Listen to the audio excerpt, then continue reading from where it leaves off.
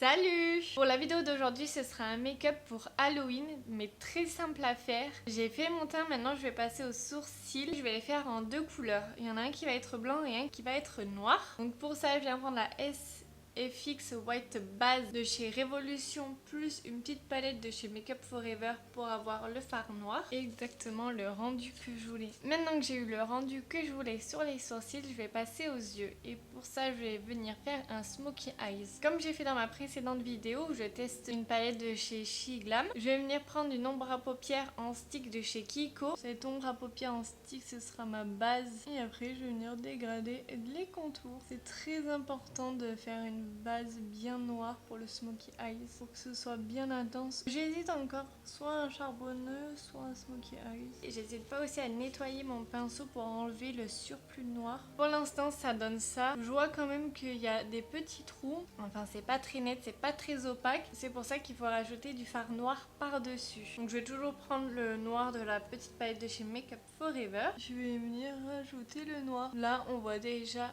bien la différence entre les deux yeux. Là, je prends un pinceau un peu plus fluffy que le précédent pour estomper les bords. Et je mets rien dessus comme matière. Maintenant que la paupière mobile est faite, je vais passer au ras de cils inférieur. Je viens faire le tour de l'œil et avec un plus petit pinceau, je viens estomper le bord. Je vais mettre du crayon noir dans mes muqueuses, donc ça va être celui de chez Makeup Forever, le Artist Color Pencil. C'est très important de mettre du crayon noir dans les muqueuses quand on a un smoky ou un charbonneux. Faut vraiment que ce soit bien noir autour de l'œil. On voit pas une trace de chair, une trace de blanc, rien du tout.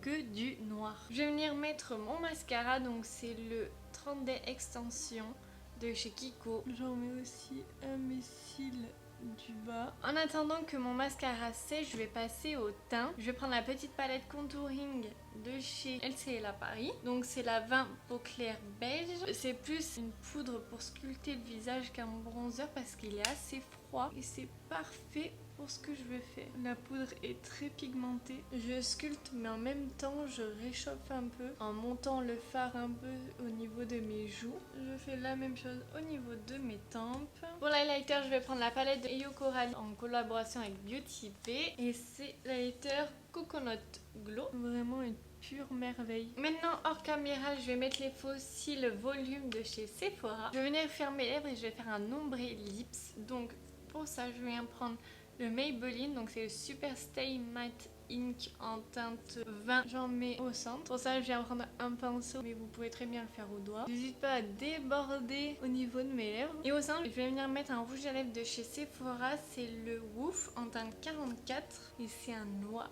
Je pensais que j'aurais plus réussi, mais en fait, c'est pas si joli que ça. Et par-dessus, je vais mettre le Glossade en teinte Fairy Dust de la collection de Richard en collaboration avec Sephora. C'est vrai que ça fait mieux avec le gloss. Alors je suis venue faire un petit mélange de paillettes et de faux sang et je vais venir le mettre au centre de ma paupière.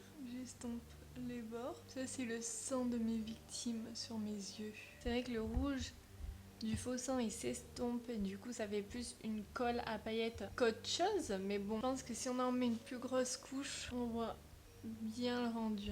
Ça fait un petit peu Noël aussi. Et pour aller avec le look, donc pourquoi j'ai fait un de mes sourcils blancs, c'est pour aller avec mes cheveux blancs. Ça fait un petit rappel. Il n'y a qu'Halloween où on peut décomplexer nos complexes parce que ça passe tout à fait dans le thème. Ça fait un peu sorcière. Et voilà, là le look est terminé.